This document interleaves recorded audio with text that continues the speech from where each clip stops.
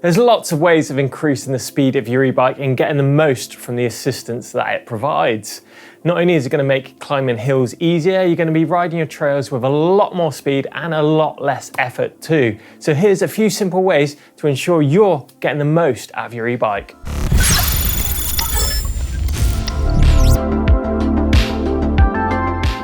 Now, some manufacturers will have an app that will allow you to connect your phone to your bike. Within this app, you can usually adjust the power in each mode, be it eco, trail, or boost. You can also customize how the power is delivered, whether you want some punchy acceleration or for the power to be delivered smoothly. And it's also really important to make sure that software is updated on your bike via the app. For instance, on the Bosch system, that motor used to be at 75 Newton meters, and they released an update which takes it up to 85 Newton meters. And that'll make a massive difference if you're not running that update out on the trail. The size of the gearing that you're running on your bike will make a huge difference, particularly if you're riding downhill or riding above that speed limiter. If you want to go downhill faster on your e-bike, the easiest way to do this is to increase the size of the front chainring by just a couple of teeth.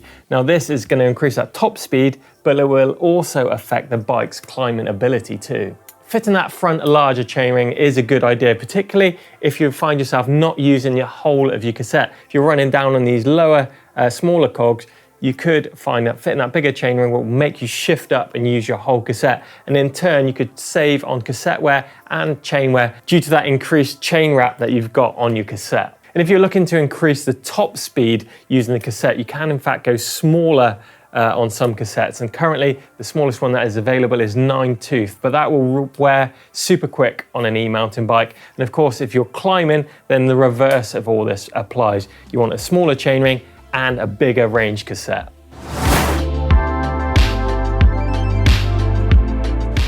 Your tyres are your first contact point with the ground, and swapping these out can make a huge difference as to how your bike feels and of course the speed that you can ride at. But you really need to go careful with your rubber, because if you take away too much, you could be riding slower in the places that you want to ride fast. For instance, a skinny hard compound tyre with a minimalist tread pattern which is inflated hard will absolutely fly on the tarmac and hard-packed forest trails, but will suck the minute you take it to a muddy, rooty downhill trail, which could be where you're having your fun. Likewise, a super aggressive soft compound tyre such as this Minion DHF isn't going to be the best on tarmac due to its high rolling resistance, but as soon as you point it down a loamy technical descent, this thing will absolutely fly. So just make sure you're changing your tyres to suit the terrain you're riding. There's no point blasting around on the tarmac and tickling it around on the off-road trails.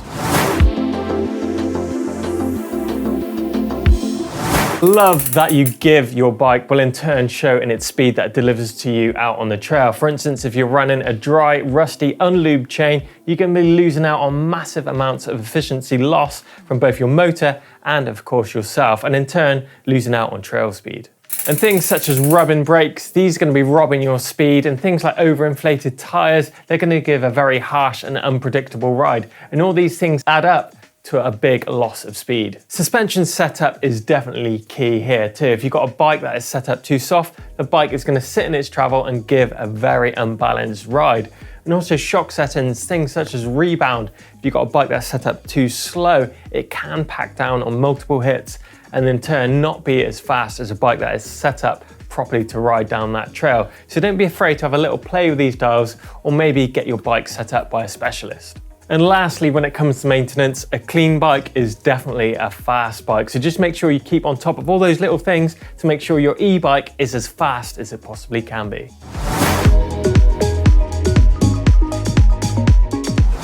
Weight is a massive factor when it comes to riding fast on an e-bike, particularly if you want to climb faster. The lighter you and your bike are means you will simply climb faster for less effort. So it's really worth having a look where you can shave those vital kilos, be it off your bike or maybe swapping some components out, or maybe a different tyre choice. Just make sure you're not sacrificing durability in the name of shaving a few grams. Also take a look at yourself. Maybe you could lose some weight too by a bit more riding, or maybe changing your diet or training that a little bit more. Look at the luggage you're carrying too. Are you bringing back half a bladder of water after every ride that you go on? Do you really need that spare battery if you rode in trail mode instead of turbo?